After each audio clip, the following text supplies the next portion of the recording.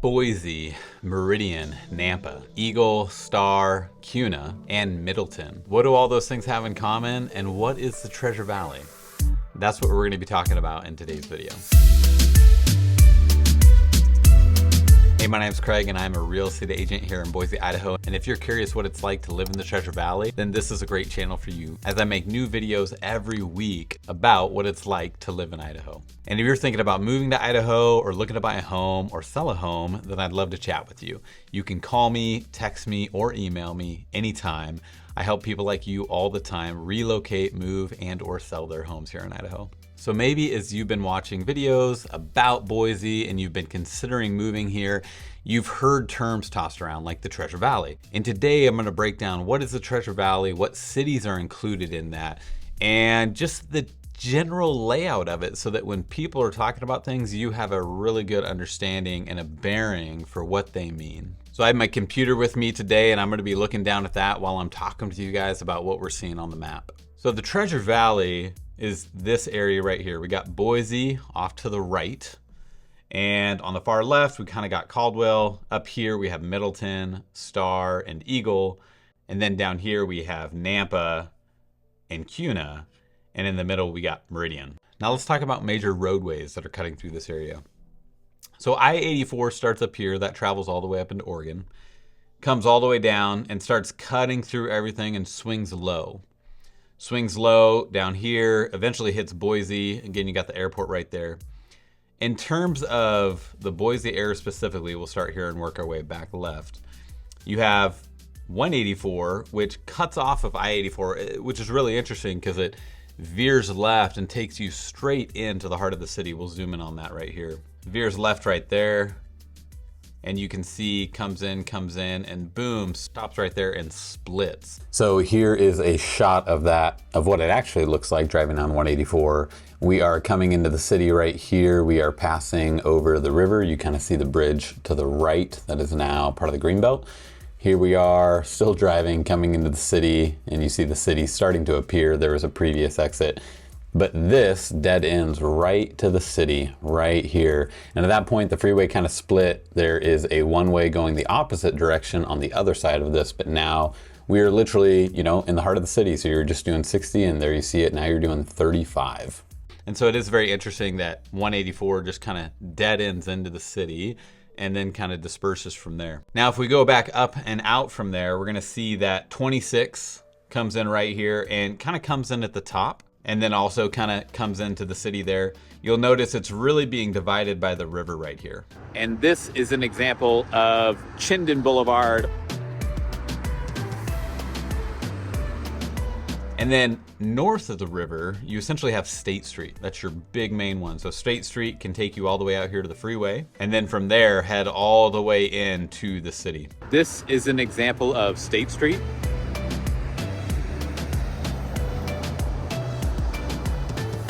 One specific road that I'll talk about is this one right here, which is Hill Road. Hill Road's a really beautiful road. I remember when me and my wife moved here, we got a rental in Eagle, and State Street is kind of the main street you use to get into town from there.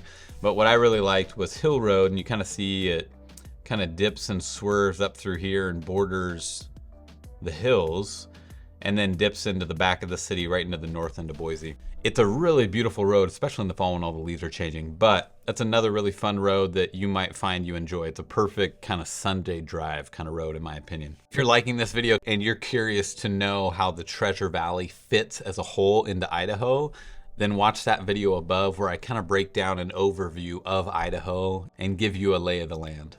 Let's talk about 55 now. So 55 is north to south, and you see right here, it cuts right through the heart of everything over here. So it kind of hits Eagle, it kind of does this dog leg right here. 55 takes you north. So if you're heading to McCall or Moscow or Coeur d'Alene, anything like that, 55 is like your scenic route to get up there. It's a really beautiful road, but again, you'll see it really deadheads right into the heart of Eagle, and it hits State right there. And then it jogs over into Eagle, the heart of the city, and then jogs straight down and gives you a straight shot to 84. This is a really busy road. A lot of people make jokes about that. If that's a road that you have to travel often, especially during rush hour, you might not be too happy about it. Now I want to take a moment and focus in on Boise and kind of explain some of the things going on there, again, to help you get a lay of the land to see how things are. So as you can see on this map right here, this is going to be downtown. Kind of got the river cutting right through here. Here's the airport for reference. Cuna's over here.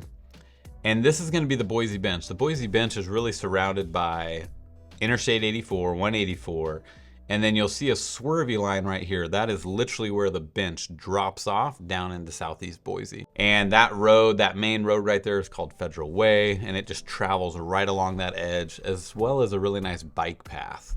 Just to the east of that, on the south side of the river, we're gonna have southeast Boise. Southeast Boise is really nice. Again, it's off that bench, so it's on the same level as the river.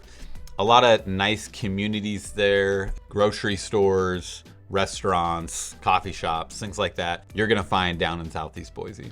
Now, jumping over the river, just north of that, we're gonna hit East Boise. East Boise is really interesting because there's a lot of new development going on over there.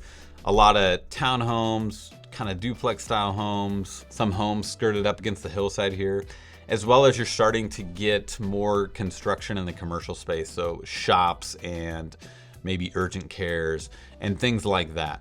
And you'll notice if you do travel over there that it's kind of been gridded off, and you'll see empty plots of land that maybe the next time you go through is littered with homes. Now, if we move more back towards downtown, you got downtown right there, and then north of that, you're gonna have essentially North Boise.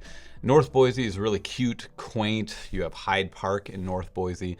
You have older homes there, so if you do consider buying a home, just realize that you're getting an older home and everything that comes along with an older home, like plumbing problems.